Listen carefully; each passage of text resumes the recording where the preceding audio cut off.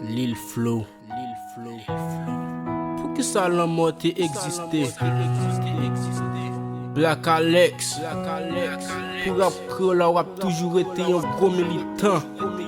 Dans l'esprit, on a toujours été vivant. TMF Crew. Zoo Squad Wicked. Check. Un jour matin, me lever, m'attendais qu'elle allait, le bon couler dans le gym. Et puis, me commencer à chanter, maman, maman, même pas là. Depuis, mettre les femmes belles, à bosser. Depuis, mettre les pour me faire ouais. Black Alex, Marley.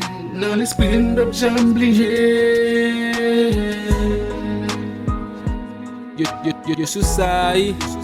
Yo, mwen pa jam ka imagine se black la ki ale. Lem tan de nouvel sali pou te male.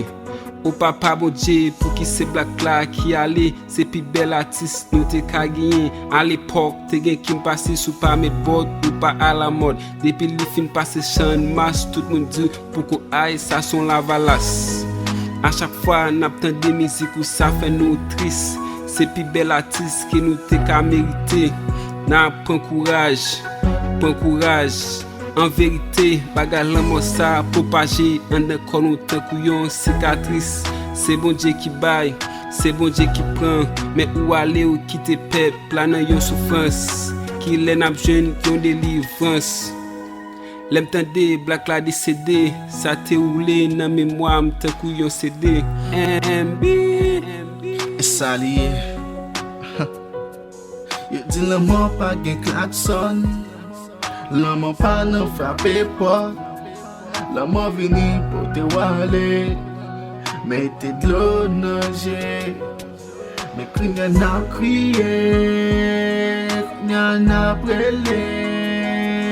Fen yo ap kriye. Yap kriye. Yap prele. Face à un parimé et tout bon qui quitté. Problème vu retourner en fin tout piscine pour qui c'est ou calé. Belle parole vocale ou yo pas ka quitter. Oh bon Dieu pour qui sorte fait ça comme ça. Ou fait nous qu'on choisit ou pas qu'on qui s'en vle. Si m'pas arrivé jodi a et grâce à dog là. Maman, mes bottes là.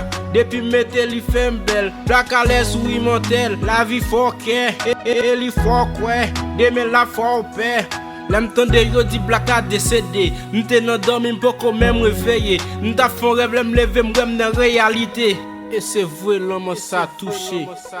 Et tout pays en entier qui frappé. Il est le temps pour Haïti prendre ça en charge. Artistes nous yo mouri mal. Yo pas joué sur l'hôpital. Pour artistes nous yo cap dépaysé tant couche. Yo pas gen valeur traité nous tant couche. Black Alex rest in peace, hein? Black Alex rest in peace, hein? Lil Flow et Lil Widor.